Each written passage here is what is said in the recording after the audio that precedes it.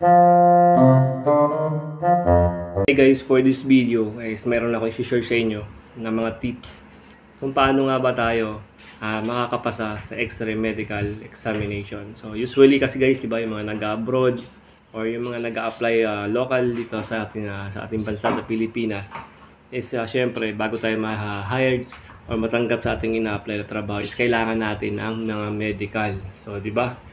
So alam ko na marami sa atin lalo na sa Pilipinas guys na siyempre talamak sa atin yung mga nagkakaroon ng mga spot sa baga or pulmonary infection, di ba guys? So usually pagka meron tayong ganun, makititrace yan, makikita yan sa ating x-ray. So guys, itong tips na ibibigay ko sa inyo is mahalaga ito lalo-lalo na sa lahat. Kasi ako din personally na-experience ko yan before. So bago ako matanggap sa trabaho na pinasukan ko, ay nagkaroon ako ng ganong problem. So parang gumuho yung mundo natin.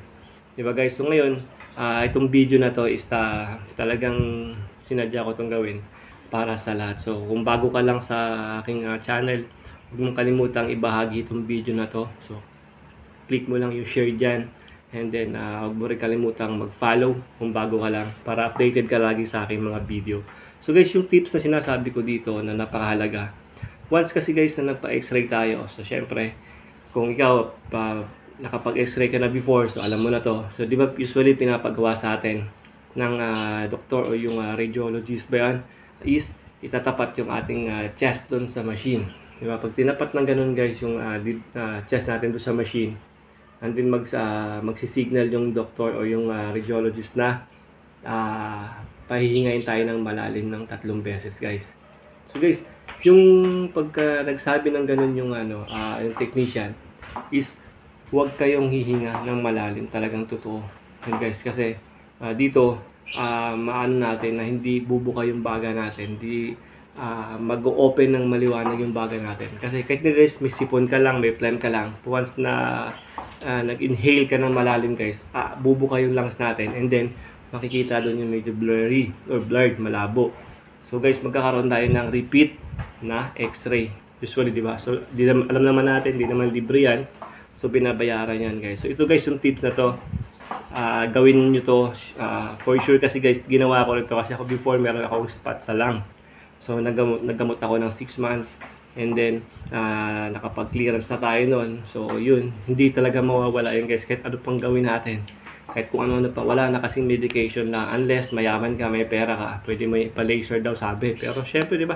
Tayo nga, nagharik na tayo ng trabaho para meron tayong kikitain. So, gagastos pa ba tayo? Di ba?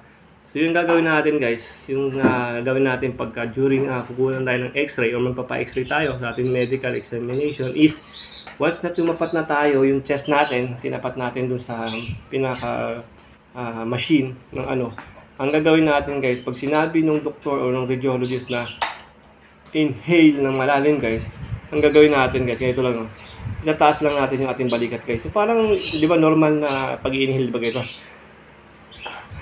Ganun guys, di ba? Ganun, sabay yung balikat. Ang gagawin lang natin guys, is steady lang tayo ng ganun, tapos itataas lang natin yung ating balikat guys. So parang huminga ka lang. Yan, ganun lang guys. Itataas mo lang yung balikat mo guys. Ganun. Pero hindi ka talaga huminga. Kasi pag huminga ka, yung mangyayari yung lungs natin mag-open, and then makikita nila doon kung ano man yung mga previous history natin. O lalo na kung meron kang sipon or may plema ka at that time na nagpa-x-ray ka. So yun guys, ganun lang yun kasimple para ma-clear yung ating medical. Lalo na kung ikaw ay nag-abroad or nag-apply abroad. So syempre hindi ka naman, lalo na may mga bansa na mahigpit pagdating sa ganong case. So, yun. Gawin mo tong tips na to. Sana makatulong. At ibahagi mo tong video na to guys. Ibahagi nyo to para doon naman sa mga kapwa natin na nag-apply abroad or nag-apply ng trabaho na mag-undergo ng medical examination sa x-ray. So, di ba? Kasi pag tiraas mo lang yung balikat mo, siyempre intact lang yung lungs natin. Hindi siya nag-open. Di ba? So, yun. So, taas mo lang yung balikat mong ganun. Yan. So, para ka lang huminga. Para ka rin huminga kasi hindi naman nila alam yun eh. Hindi ka naman yan naririnig, di ba? Nung radio, kasi malayo naman sa sayo. Then, sasabihin lang nila na inhale ka, inhale, tas okay na. So, ganun. So, observe nyo guys. Try nyo to pag kayo lang nagpa-medical. So, sana nakatulong ang video na to. At sana ma-hired ka sa trabaho na ina-applyan ko. So, yun lang. God bless.